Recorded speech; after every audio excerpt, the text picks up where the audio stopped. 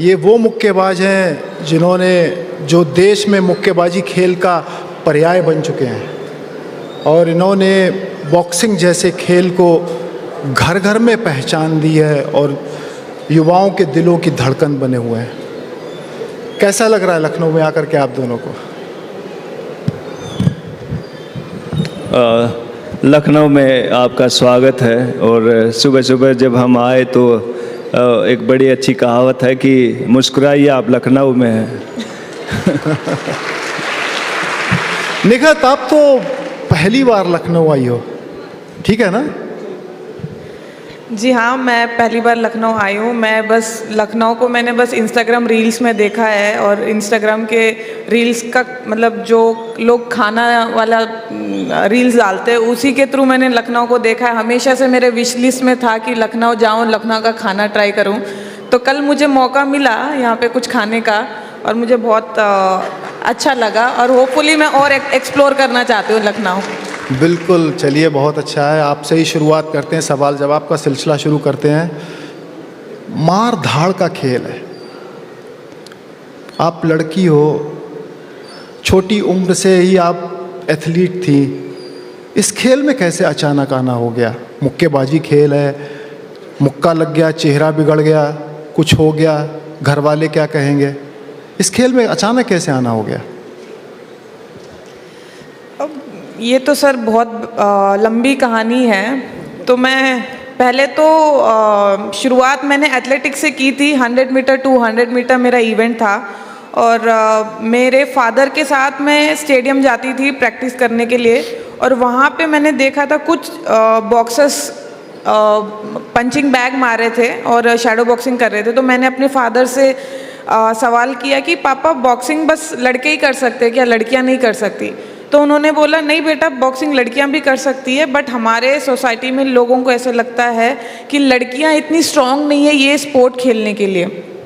मैं बचपन से ही बहुत ज़िद्दी रही हूँ, लड़कों के साथ खेलकूद में रहा है मेरा। तो मैंने अपने पापा से बोला कि पापा मैं बॉक्सिंग करूँगी और मैं सबको दिखाऊंगी कि नहीं, लड़कियाँ भी बॉक्सिंग कर सकती है। और 2009 में मैंने बॉक्सिंग शुरू की जब मैं 13 साल की थी, और मैं I was the first girl to start boxing in Nizamabad district. और मुझे स्टार्टिंग में बहुत मार पड़ी थी। मार तो अभी भी पड़ती है जब भी लड़कों के साथ करती हूँ मैं स्पारिंग, बट स्टार्टिंग में इतनी मार पड़ी थी कि आई स्टिल रिमेंबर जब मेरा फर्स्ट स्पारिंग सेशन था, एक लड़के के साथ कराया था, और उसने मुझे इतना मारा कि मेरे नाक में से खून निकलने लग गया था, और मेरे टी शर्ट पे उसके सारे दाग रह गए थे, और मैं घर उसी हालत में गई थी। और जब मेरे मम्मी मेरे को उस हालत में देखा, रोने लग गई। बोला कि बेटा, मैंने तेरे को बॉक्सिंग में इसीलिए नहीं डाला कि तेरा चेहरा ख़राब हो जाए, अगर तुझे कुछ हो जाएगा तो तेरे से शादी कौन करेगा, ये सब। मैंने बोला अरे अम्मी आप टेंशन काहे को ले रहे, नाम होगा तो दूल्हों की लाइन लग जाएगी। बिल्कुल लाइन लग जाएगी। निखत, आप एक ऐसे सोसाइटी से आती हो जहाँ पर खेलों में मुकाम बनाना, खेलों को और बॉक्सिंग जैसे खेल को खेलना बहुत बड़ी बात माना जाता है। कभी कुछ ताने सुनने को नहीं मिले या रोका नहीं गया आपको कि आप बॉक्सिंग जैसा खेल क्यों खेल रहे हो?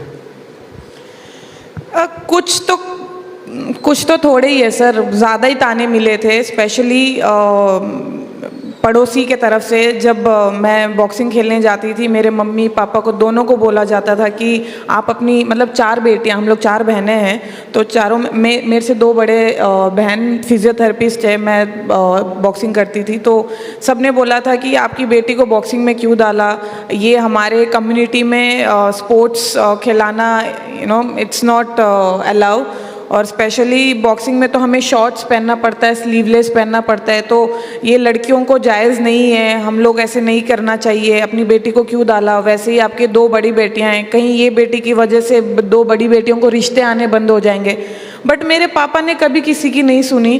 पापा ने मुझे बहुत सपोर्ट किया, डे 1 से सपोर्ट किया, और वो मुझे बस हमेशा एक ही बात कहते थे कि देखना, आज ये बोल रहा है कि मेरी ये वाली बेटी की वजह से बड़ी बेटी को रिश्ते नहीं आएंगे, बट देखने एक दिन यही बेटी की वजह से ये रिश्तेदार बोलेंगे कि अरे ये इनकी बहन है और ये इनके जीजू है, तो मेरे नाम से जाना जाएंगे। और मुझे हमेशा से यही कहा था कि बेटा आप ना बस मेहनत करते रहो, जिस दिन आप अपना ड्रीम पूरा करोगे, इंडिया को रिप्रेजेंट करके इंडिया के लिए मेडल जीतना, देखना एक दिन यही लोग आएंगे आपके साथ फ़ोटोज़ और सेल्फीज़ लेने के लिए। वाकई बहुत शानदार सफ़र है निखत का, बहुत प्रेरणादायक कहानी है इनकी। इन्होंने वो करके दिखाया, 2 बार वर्ल्ड चैम्पियन बनी और आज ये देश में जो बेटियां हैं उनके लिए प्रेरणा का स्रोत बनी हुई हैं। इनको देख करके लोग बॉक्सिंग को अपना रहे हैं, रोल मॉडल बना रहे हैं इनको। बड़ी बात है निखत, तारीफ़ के काबिल काम किया है आपने और ऐसे ही करते रहें आप। विजेंद्र, आपको तो सब कुछ हासिल हो चुका है।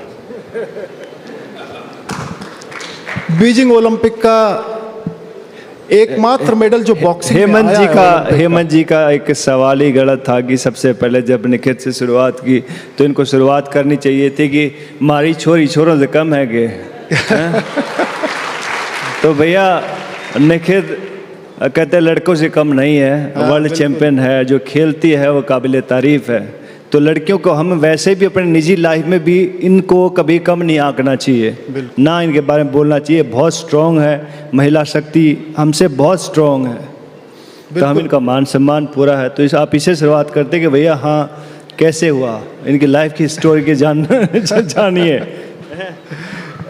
मुझे मिला नहीं मिला, मैं तो ठीक है, हमारे तो चल रहा है अभी भी।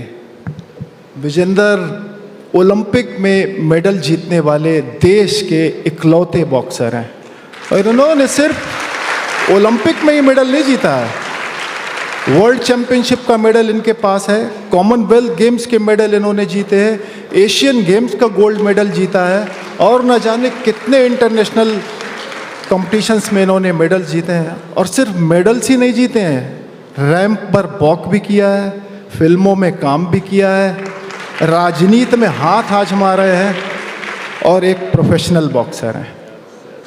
इतनी सारी चीज़ें यार कैसे कर लेते हो भाई? हेमंत जी हमारे साथ NIS पटियाला में आते थे जब हम लोग ट्रेनिंग करते थे, ये 2005-06 की बात है। तब से हेमंत जी ने हमें कवर किया है, बड़ा होते हुए देखा है, हमारे संघर्ष से काफ़ी अच्छी तरह वाकिफ़ हैं आप।